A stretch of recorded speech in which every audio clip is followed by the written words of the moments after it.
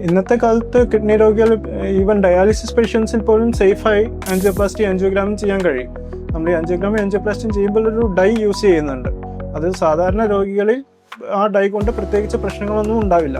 Mild ആയിട്ടുള്ള kidney രോഗം ഉള്ളവരിൽ പോലും കട്ടി കുറഞ്ഞ ഡൈ ഉപയോഗിക്കുന്നതിലൂടെയും കിഡ്നിയെ പ്രൊട്ടക്ട് ചെയ്യുന്ന ഡ്രിപ്പുകളും മരുന്നുകളും എല്ലാം വഴി സേഫായി ആൻജിയോപ്ലാസ്റ്റിയും ആൻജിയോഗ്രാം ചെയ്യാൻ കഴിയും.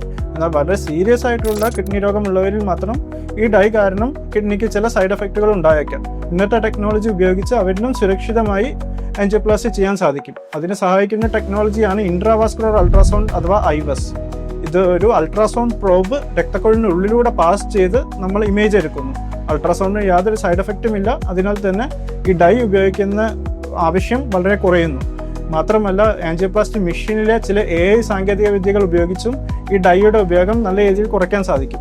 അങ്ങനെ ഈ ഡൈ മിനിമലായി ഉപയോഗിച്ച് ചെയ്യുന്ന, വളരെ കുറഞ്ഞ ഡൈ ഉപയോഗിച്ച് ചെയ്യുന്ന ആൻജിയോപ്ലാസ്റ്റിയാണ് സീറോ കോൺട്രാസ്റ്റ് ആൻജിയോപ്ലാസ്റ്റി എന്ന് പറയുന്നത്. ഇതുപയോഗിച്ച് എത്ര സീരിയസ് ആയ കിഡ്നി രോഗമുള്ളവർക്കും സുരക്ഷിതമായി ആൻജിയോപ്ലാസ്റ്റിയും ആൻജിയോഗ്രാമും ചെയ്യാൻ സാധിക്കും.